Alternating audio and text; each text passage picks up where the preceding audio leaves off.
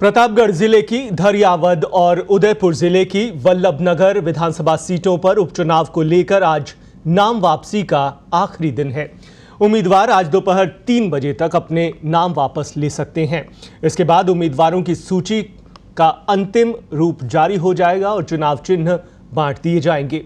राज्य चुनाव आयोग ने चुनाव को लेकर पूरी तैयारियां कर ली हैं। मुख्य निर्वाचन अधिकारी प्रवीण गुप्ता ने बताया है कि उपचुनाव के लिए नामांकन के आखिरी दिन तक कुल 29 उम्मीदवारों ने 43 पर्चे दाखिल किए हैं। वल्लभनगर में 16 उम्मीदवारों ने 25 और धरियावद में 13 उम्मीदवारों ने 18 नामांकन पत्र भरे थे। अब आज शाम को चुनावी तस्वीर पूरी तरह से साफ हो जाएगी कि चुनाव मैदान में कितने उम्मीदवारों के बीच मुकाबला होना है। इधर कोरोना संक्रमण के मद्देनजर निर्वाचन आयोग ने उम्मीदवारों की चुनावी रैलियां, आम सभा और रोड शो पर पाबंदी लगाई हुई है। कोई उम्मीदवार इसका उल्लंघन करता पाया गया तो उसे नोटिस जारी किया जाएगा। साथ ही ये भी निर्देश दिए गए हैं कि उम्मीदवार घर घर चुनाव प्रचार के दौरान भीड़ से दूर रहकर सिर्फ 5 व्यक्तियों के साथ ही प्रचार कर सकता है। उम्मीदवार या उनके समर्थक किसी के गले नहीं लगे और ना ही किसी के पैर छुए और ना ही किसी से हाथ मिलाएं। कोरोना गाइडलाइन के अनुसार उम्मीदवारों ने घर घर प्रचार करना शुरू कर दिया है।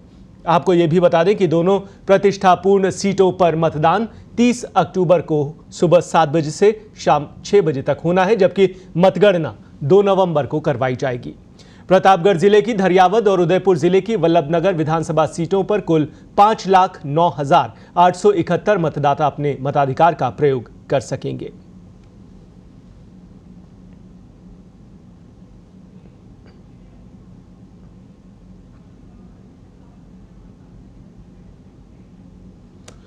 और वहीं प्रतापगढ़ की धरियावद और उदयपुर की वल्लभनगर विधानसभा सीट पर हो रहे उपचुनाव में भाजपा और कांग्रेस की प्रतिष्ठा दांव पर लगी हुई है।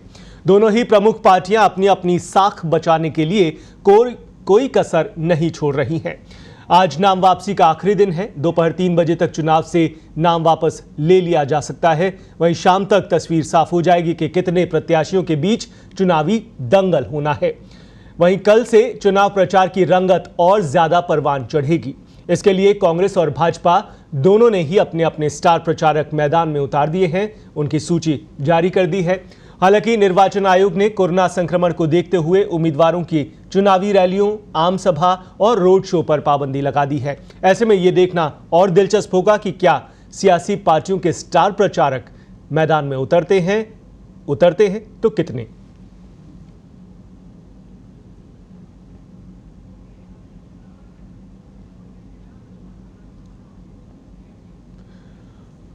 और इस बड़ी खबर पर और तफसील से और अपडेटेड जानकारी ले लेते हैं। वरिष्ठ सहयोगी अरविंद सिंह शक्तावत फोन लाइन पर हमारे साथ जुड़े हुए हैं। अरविंद, आपसे जानकारी लेना चाहेंगे। एक तरफ आयोग गाइडलाइंस जारी कर रहा है, निर्देशित कर रहा है कि कोई भी प्रचार प्रसार के दौरान कोरोना गाइडलाइंस का उल्लंघन ना करे। इधर दूसरी तरफ कांग्रेस और भाजपा स्टार प्रचारकों की सूची जारी कर देती है। क्या मानकर चले कि स्टार प्रचारक जितने भी नाम जारी हुए हैं वो तमाम नेता प्रचार प्रसार में उतरेंगे या नहीं? देखिए निकुल जी, चुनाव की पूरी प्रक्रिया होती है जी। और उस प्रक्रिया के तहत नामांकन की भी घोषणा होती है, नामांकन प्रक्रिया भी होती है, साथ में स्टार प्रचारकों की सूची भी जारी करनी पड़ती है। जो बड़े चुनाव जब आम चुनाव होते हैं उसकी अलग प्रक्रिया है, और जो उपचुनाव है उसमें एक लिमिटेड दायरा होता है। जैसे 20 लोगों की दोनों राजनीतिक दलों ने या राष्ट्रीय लोकतांत्रिक पार्टी जो है उन्होंने भी अपने 20 स्टार प्रचारकों की सूची जारी करी है। अमूमन उपचुनाव में बड़े नेताओं को स्टार प्रचारक नहीं बनाया जाता। जैसे बीजेपी में आप देखेंगे तो मोदी, अमित शाह ये स्टार प्रचारक नहीं है। वैसे ही सोनिया गांधी, राहुल गांधी कांग्रेस में स्टार प्रचारक नहीं है। लेकिन ये प्रक्रिया है, जो चुनाव की पूरी प्रक्रिया का एक हिस्सा है, जो स्टार प्रचारकों की सूची जारी करनी पड़ती है। रही बात छोटे चुनाव में, 2 चुनाव में, 3 चुनाव में सारे स्टार प्रचारकों का आना संभव है या नहीं है। मिनिमम 20 लोगों की सूची जारी करनी है और पार्टी उसी हिसाब से तय करती है हमें जो वहां जो लोग काम कर रहे हैं उन उपचुनाव क्षेत्र में प्रभारी हैं या सह प्रभारी हैं या उस एरिया में प्रभाव रखने वाले हैं उन लोगों को शामिल किया जाता है। साथ में स्टेट के जो 4-5 बड़े लीडर होते हैं उनको शामिल किया जाता है। आप कांग्रेस और बीजेपी की सूची देखेंगे तो उसमें ऐसा ही अमूमन होता रहा है। इससे पहले के अगर आप उपचुनाव की बात करें तो उस समय भी 20 नेताओं को स्टार प्रचारक की सूची बनाई गई थी, घोषित की गई थी, लेकिन सारे नहीं आए थे। और इस बार भी ये तो आप तय मान के चले कि जितने स्टार प्रचारकों की सूची है, चाहे चुनाव प्रचार पर पाबंदी है, लिमिटेशन है, फिर भी और नहीं हो तब भी पूरे नहीं आएंगे। ये तय मान के चले आप कि नहीं आएंगे। ये जरूर है 4 या 5 जो नेता होते हैं हर पार्टी के, वो उनको जरूर लाया जाएगा। अमूमन जैसे बीजेपी की अगर हम बात करें तो अब जब वसुंधरा राजे की पुत्रवधू बीमार है, गजेंद्र सिंह शेखावत की माताजी का अभी निधन हुआ है, तो ऐसी स्थितियों में कितना संभव है आना वो आप खुद भी जानते हैं जी। अमूमन ये चुनाव जो छोटे चुनाव है या उपचुनाव है, ये आसपास के लोकल लीडर और स्टेट के प्रदेश अध्यक्ष या मुख्यमंत्री उन्हीं की जिम्मेदारी ये मानी जाती है और उन्हीं के दौरे आपको ज्यादा दिखेंगे। निस्बत बड़े नेताओं की, स्टार प्रचारकों की सूची में नाम है या नहीं है उससे कोई फर्क नहीं पड़ता। जी बिल्कुल, स्थानीय स्तर के नेताओं पर ज्यादा दारोमदार रहेगा और कुछ नेता ही चुनाव प्रचार में उतर सकते हैं, जिस तरह की कोरोना गाइडलाइंस भी जारी हुई हैं। अरविंद, आपसे ये भी जानकारी लेना चाहते हैं कि जिस तरह से कांग्रेस और भाजपा के बीच सीधी टक्कर देखी जाती है, लेकिन बीच में कई बार अन्य राजनीतिक दल भी अपने उम्मीदवार चुनाव मैदान में उतारते हैं। इस बार आरएलपी ने भी अपने प्रत्याशी उतारे हैं। किस तरह से आरएलपी की भूमिका देख रहे हैं कांग्रेस और भाजपा के मुकाबले के बीच? देखिए नकुल जी, मैं आपको बताऊं, मेवाड़ जो एरिया है यहाँ पे पिछले 2018 के चुनाव में वहां भारतीय ट्राइबल पार्टी ने एक अलग अपना अस्तित्व दिखाया है। उनके एमएलए भी जीत के आए हैं।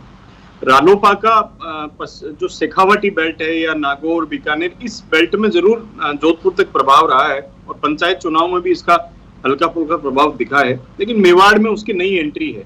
वो पूरी तरह से नई पार्टी है मेवाड़ के लिए।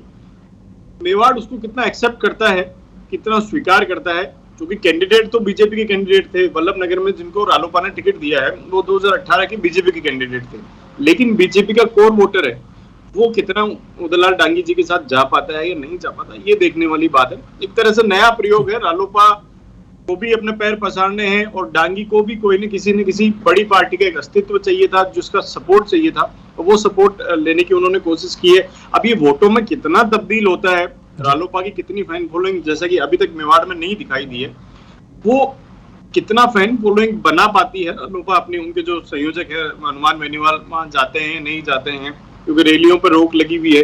तो अब अमूमन जो एक प्रचार से जो माहौल बनता है वो इस चुनाव में आपको देखने को नहीं मिलेगा। तो सारी चीजें हैं, सारे फैक्टर हैं, एक नया प्रयोग है, कितना कर पाते हैं रालोपा, कितना असर छोड़ पाती है, ये तो चुनाव में ही देखने को, चुनाव परिणाम ही तय करेंगे, क्योंकि पूरी तरह से मेवाड़ के लिए वो नई पार्टी है। जी, नई पार्टी है। और अरविंद, हमने बात की रालोपा की, भाजपा की जहां तक बात है, आज नामांकन वापसी का आखिरी दिन है, लेकिन उससे पहले ही कन्हैया लाल मीणा ने बैकफुट पर आकर अपना नामांकन वापस लेने की बात कही। और लेकिन वल्लभ नगर में अभी भी चिंताएं बढ़ी हुई हैं रणधीर सिंह भिंडर की एंट्री से। किस तरह से भाजपा के यहां पर देखते हैं स्थिति दोनों ही सीटों पर? दरियावद करीब अब दरियावद में एक बीजेपी और एक कांग्रेस जो बागी थे, उन्होंने अपना नामांकन वापस ले लिया है। अब जो बची है बात वल्लभ नगर की। वल्लभ नगर में आज अभी जो स्थिति है, वैसे तो 3 बजे बाद जब नामांकन प्रक्रिया पूरी, नाम वापसी की प्रक्रिया पूरी हो जाएगी, उसके बाद सारी पिक्चर क्लियर हो जाएगी। लेकिन अब जो परिस्थिति है उसमें ऐसा लग रहा है जब बीजेपी, कांग्रेस, रालोपा और जनता सेना, ये इनमें से कोई भी वापस अपना प्रत्याशी, उनका नामांकन वापस नहीं लेगा। और रात को रणधीर सिंह भिंडर ने भी ये क्लियर कर दिया कि वो तो ऐसी स्थिति में वहां पर वल्लभ नगर सीट बड़ी इंटरेस्टिंग होगी। बीजेपी का वोट बैंक बीजेपी में भी है, बीजेपी का वोट बैंक डांगी के खड़े होने से भी दिक्कत में है, और बीजेपी का वोट बैंक भिंडर के खड़े होने से भी दिक्कत में है। तो कांग्रेस से ज्यादा वहां बीजेपी 3 के जो कोर वोटर है वो 3 प्रत्याशियों में बटेगा। ऐसी स्थिति में ऐसा माना जा रहा है कि वहां पर चतुष्कोणीय मुकाबला, अभी की स्थिति 3 बजे बाद पिक्चर पूरी तरह से क्लियर हो जाएगी, लेकिन अभी की अगर हम बात करें और ऐसी संभावना है कि कोई नामांकन वापसी नहीं होगी वहां पे, तो चतुष्कोणीय मुकाबला वल्लभनगर में देखने को मिलेगा। जी, और अरविंद, जब भी चुनाव होते हैं तो बात होती है कि सत्ताधारी दल को इसका फायदा मिलता है जब भी चुनाव होते हैं, लेकिन दूसरी तरफ बात यह भी आती है कि एंटी इनकम्बेंसी फैक्टर की भी बात होती है कि विरोधी दल को इसका फायदा मिलता है। ये जो 2 सीटों पर उपचुनाव हो रहे हैं, इसे किस तरह से देख सकते हैं? क्या सत्ताधारी पार्टी एक कदम आगे है या फिर भाजपा एंटी इनकम्बेंसी के मुद्दे को लेकर एक कदम आगे है? किस तरह से देख सकते हैं इसे?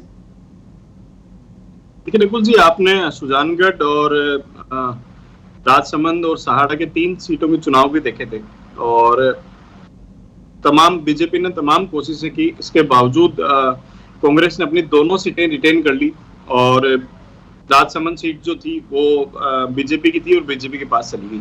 तो अगर एंटी इनकम्बेंसी जैसा माहौल होता तो मुझे लगता है कहीं ना कहीं बीजेपी को फायदा होता, बीजेपी 2 सीटें जीत सकती थी, लेकिन ऐसा हुआ नहीं। जो उपचुनाव है वो इसी साल उपचुनाव हुए थे।